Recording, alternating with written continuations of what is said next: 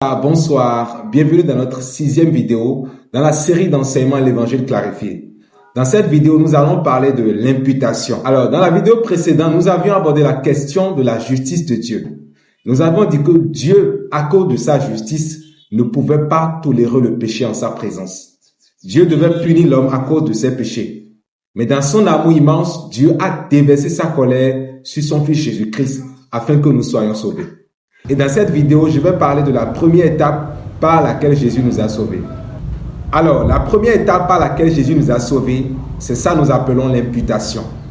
Imaginez que vous êtes un enfant de riche. Et pour accomplir une mission, on vous envoie dans un village où les habitants boivent de l'eau de ruissellement. Ils vivent dans des conditions très déplorables. Mais vous devez quand même rester là et les sauver. Vous voyez que ce serait un peu compliqué. Jésus-Christ, malgré qu'il était le Fils de Dieu, devait s'habituer à la souffrance. Et quand nous parlons de l'imputation, c'est-à-dire Jésus a pris sur lui nos péchés, lesquels des péchés Jésus a pris sur lui? La Bible nous montre que Jésus a pris sur lui tous nos péchés.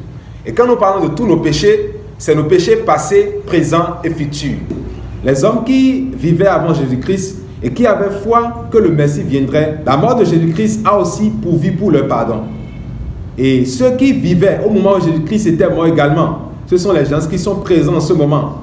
Et nous aussi aujourd'hui, qui sommes dans le futur en ce moment, Jésus-Christ a pourvu pour le salut de nos péchés par son sang. Est-ce que vous savez que Jésus-Christ est réellement mort pour tous vos péchés?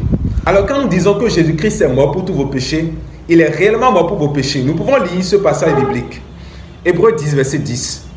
C'est en vertu de cette volonté que nous sommes sanctifiés par l'offrande du corps de Jésus-Christ une fois pour toutes. Jésus-Christ nous a pardonné combien de fois? Une seule fois. Est-ce que nous avons besoin chaque fois de faire des sacrifices pour être pardonnés?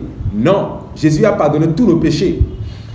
Quand nous allons plus loin dans Ésaïe 53, verset 6, la Bible a été claire par rapport à ce sujet. Nous étions tous errants comme des brebis.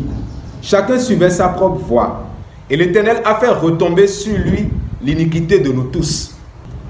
L'autre passage qui va encore plus éclairer ce point est 1 Pierre 2, verset 24. Lui qui a porté lui-même nos péchés en son corps sur le bois, afin que, morts au péché, nous vivons pour la justice.